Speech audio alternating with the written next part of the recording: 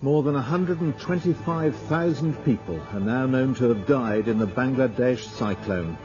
Millions of survivors face famine and disease.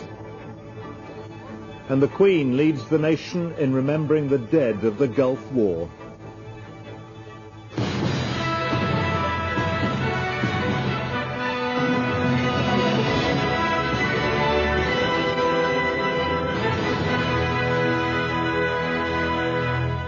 Good evening. It's been a day of mourning in Bangladesh, where the official death toll from Tuesday's cyclone is now put at more than 125,000. It's still rising. Thousands more bodies are being found as the floodwaters recede and the rescuers reach the worst-hit areas. Places like Shundip Island in the Bay of Bengal. Jeremy Bowen's report from there may upset you. Human bodies and the carcasses of dead animals rot in the paddy fields on Shundip Island. They lie where they were left by the floodwater when it receded. Wrecked ships clogged the shallow strait that separates Shundip from the mainland. Floods made it impossible to reach the island until today. We traveled on the first helicopter to land on Shundip since the disaster. 350,000 people lived here. The army estimates 30 to 50,000 of them were killed.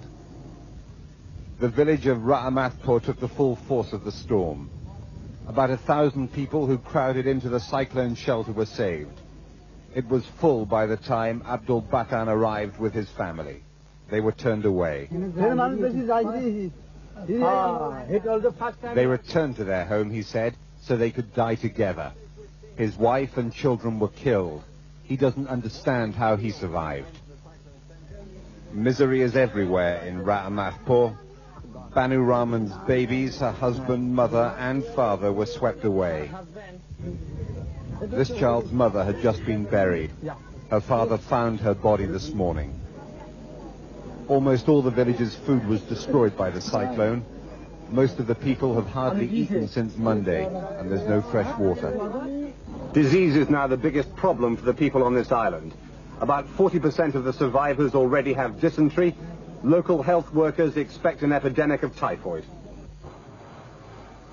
A pitifully small amount of aid has reached Shundip and dozens of places like it in this area. The army has 2 helicopters to supply 5 million people. The general in charge of relief said he was ashamed to show his face in public. He's doing his best, but they need help from abroad, and it hasn't arrived.